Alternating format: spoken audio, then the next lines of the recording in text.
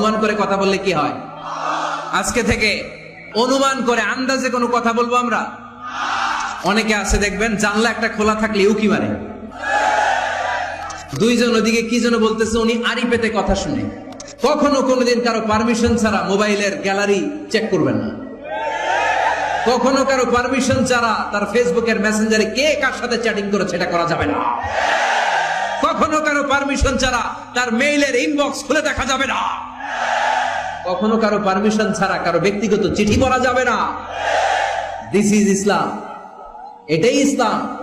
কারো পার্সোনাল স্পেসে যেন আমরা নাক না গলাই। অনেকের বদস্বভাব ফ্যামিলি ম্যাটার নিয়ে, প্রাইভেট ম্যাটার নিয়ে কথা বলে। ভাই কি চাকরি করেন? সরকারি না বেসরকারি? সরকারি। বেতন কত? উনার বেতন কত? এটা দিয়ে আপনার কি লাভ? ঠিক কিনা? এখন হালাল পন্থায় গীবত চলে আমাদের দেশ। কিভাবে জানেন? কথা শুরু করে এইভাবে, কথা বললে তো গীবত হয়ে যায়, বললে তো গীবত হয়ে যায়, তারপরেও বলি একটু, আছে না নাই? চায়ের দোকানে বসে এর কথা ওর কানে, ওর কথা ওর কানে বইলা সমাজ একটা গিরিঙ্গি লাগায়, আছে না নাই? অবিশ্বাসীরা খবরদার, অনুমান আন্দাজ নির্ভর কোনো কথা বলবে না। যেটা বলবে নিশ্চিত হয়ে বলবে। কার কথা? অনুমান নির্ভর কোনো কথা, আন্দাজ নির্ভর কোনো কথা কোনো মুমিন বলতে পারে? আমার কথা বোঝা যায়? হ্যাঁ, ইজতানিবু কাসীরাম মিনাজ যান। আন্দাজ অনুমান নির্ভর কথা মুমিন কখনো বলতে পারে?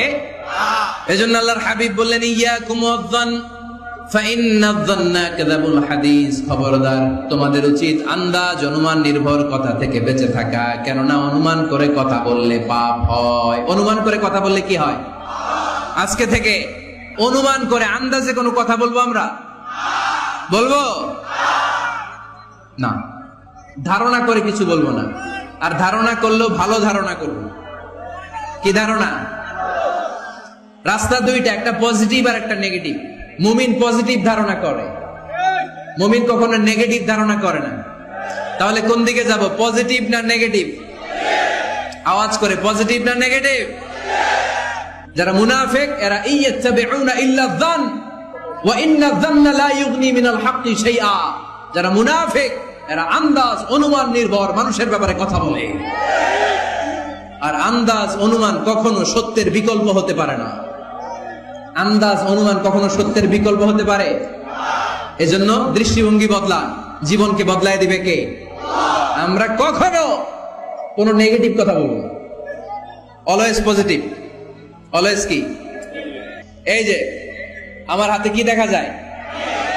পানির বোতল, তাই না? এখানে অর্ধেক পানি ভরাস। কাউকে যদি প্রশ্ন করি, ভাই কি দেখতে পাচ্ছেন? একদল বলবে এখানে অর্ধেক বোতল খালি দেখা যায়। উত্তরটা সঠিক, আসলে বোতলের অর্ধেক খালি। আবার এদিকে আরেকজনকে বললাম, ভাই এখানে কি দেখা যায়? বলবে হুজুর বোতলের অর্ধেক পানি ভরা। এটাও সঠিক উত্তর। প্রথমটা ছিল নেগেটিভ উত্তর, দ্বিতীয়টা পজিটিভ উত্তর। ঠিক কিনা? যারা সবসময় নেগেটিভ চিন্তা করে এরা খালি জায়গাটা দেখছে যে পানি নাই, আর যারা সবসময় পজিটিভ চিন্তা করে এরা পানি যে ভর্তি অর্ধেক ওইটা দেখছে। আমরা নেগেটিভের দিকে যাব না। মুসলমান থাকবে সব সময় always positive. Come back positive, not go back negative. চিল্লায় বলতে হবে, ঠিক কিনা? কখনো আন্দাজ অনুমান নির্ভর আমরা কিছু বলবো না। আল্লাহ বললেন, খবরদার, ওয়ালা তাজাসসু, গোয়েন্দাগিরি করো না। গোয়েন্দাগিরি করা হারাম। গভর্নমেন্ট যে গোয়েন্দা বিভাগ রেখেছে এটা না, এটা দেশের আইন শৃঙ্খলা বজায় রাখার জন্য এটা জরুরি। আল্লাহর হাবিব সাল্লাল্লাহু আলাইহি ওয়াসাল্লামেরও নিজস্ব গোয়েন্দা ছিল। কিন্তু আমরা যে নিজেরা গোয়েন্দাগিরি করি, এটারে হারাম ঘোষণা করেছে কে? অনেকে আছে দেখবেন জানলা একটা খোলা থাকলে উকি মারে।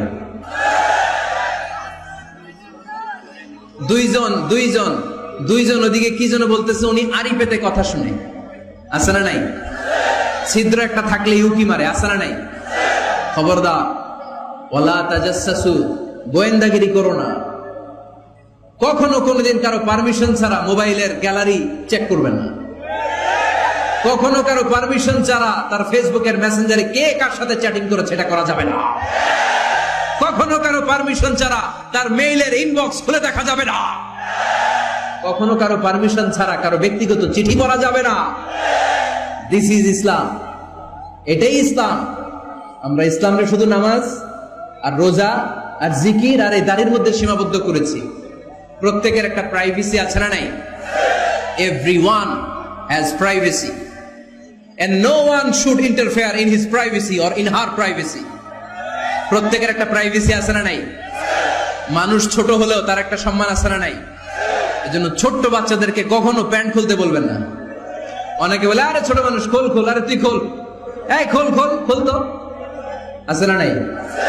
ওরও প্রেস্টিজ আছে, ওরও সম্মান আছে। খবরদার, everyone has a personal space and no one should interfere someone's personal space. কারণ পার্সোনাল স্পেসে যেন আমরা নাক না গলাই। অনেকের বদ স্বভাব ফ্যামিলি ম্যাটার নিয়ে, প্রাইভেট ম্যাটার নিয়ে কথা বলে। ভাই কি চাকরি করেন? সরকারি না বেসরকারি? সরকারি। বেতন কত? উনার বেতন কত? এটা দিয়ে আপনার কি লাভ? ঠিক কিনা? মানুষ একটা দেখলি ভাই বয়স কত, ভাই বেতন কত, ফার্স্ট ইমপ্রেশনে, ফার্স্ট যখন আপনি কারোর সাথে দেখা করবেন বেতন কত, বয়স কত, এগুলো জিজ্ঞেস করা যাবে? কেউ যখন কারো ঘনিষ্ঠ হয়, বন্ধুতে রূপান্তরিত হয়, তখন এই কথাগুলো। যে শুরুতেই প্রাইভেট ম্যাটার নিয়ে, পার্সোনাল ম্যাটার নিয়ে খোঁচাখুচি করা যাবে। ওয়ালা তাজাসসু, গোয়েন্দাগিরি করো না। গোয়েন্দাগিরি করাকে হারাম ঘোষণা করেছে কে? ওয়ালা ইয়াগতাব বা'দুকুম বা'দা আইয়ুহিব্বু আহাদুকুম আইয়াকুলা লাহমা আখিহি মাইতান ফাকারিহতুম। খবরদার, কেউ কারো গীবত করো না। কি করো না? একে অপরের গীবত করো না। ব্যাকবাইটিং। চায়ের দোকানে বসে এর কথা ওর কানে, ওর কথা ওর কানে বইলা সমাজ একটা গিরিঙ্গি লাগায়, আছে না নাই? আল্লাহর হাবিব বললেন আতাদরুনা মাল গীবা, গীবত কারে বলে জানো নাকি? সাহাবীরা বললেন আল্লাহু ওয়া রাসূলুহু আ'লামু, আল্লাহ আল্লাহর রাসূল ভালো জানেন। বিশ্বনবী বললেন যিকরুকা আখাকা বিমা ইয়াকরাহু, তোমার কোন ভাইয়ের অনুপস্থিতিতে তার ব্যাপারে এমন কোন কথা বলা যেই কথা শুনলে সে মনে কষ্ট পাবে। গীবত কারে বলে বুঝছেন?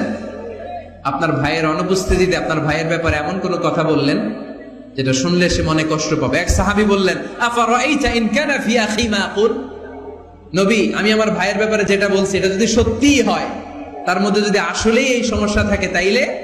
আল্লাহর হাবিব বললেন আরে তাইলেই তো গীবত। আর যদি তোমার ভাইয়ের মধ্যে এই দোষ না থাকে, বানায় বলো, তাহলে এটা গীবত না, গীবতের চেয়ে ভয়ঙ্কর। ফাকাত বাহাতাহু, এটার নাম বহতান আর মিথ্যা অপবাদ। চিল্লায় বলেন ঠিক কিনা? কোন মুমিন গীবত করতে পারে? গীবত করার মৃত ভাইয়ের পচা গোশত খাওয়ার সমান। কোন মুমিন কখনো গীবত করতে পারে? এখন হালাল পন্থায় গীবত চলে আমাদের দেশে। কিভাবে জানেন? কথা শুরু করে এইভাবে, কথা বললে তো গীবত হয়ে যায়, বললে তো গীবত হয়ে যায়, তারপরেও বলি একটু, আছে না নাই? হালাল পন্থায় গীবত কি কমু ভাইজান? বললে তো গীবত হয়ে যায়। হালাল করতেছে এটা, হালাল হালাল হালাল না। বললে যদি গীবত হয়ে যায় তো বলবেন কেন? থামেন। কোন মুমিন কখনো গীবত করতে পারে? মেরাজের রাতে আল্লাহর হাবিব সাল্লাল্লাহু আলাইহি ওয়াসাল্লাম দেখলেন কিছু লোক লাহুম আযফারুম মিন নুহাস, তামার আগুন দিয়ে নখ বানানো, নখর ধারালো, ইয়াখদাশুনা বিহি উজুহাহুম ওয়া সুদুরহুম, তারা তাদের নখ দিয়ে জাহান্নামে নিজের গালের গোশতগুলো, বুকের গোশতগুলো ছিঁড়ে ছিঁড়ে খাচ্ছে। আর তাদের ব্যথা যন্ত্রণা দেখে পুরো জাহান্নামের অন্য লোকরা থারথার করে কাঁপছে। আল্লাহর হাবিব বললেন ইয়া জিবরিল মান হুম মান হাউলা, এরা কারা? সাইয়েদনা জিবরিল বললেন হুম আহলুল গীবাতি মিন উম্মাতিক, এরা আপনার উম্মতের মধ্যে চায়ের দোকানে বসে বসে যারা গীবত করেছিল তারা। এজন্য কোন মুমিন গীবত করতে পারবে না। অন্যের গীবত আমরা করব না। দোষ খুঁজলে নিজের দোষ খুঁজবো।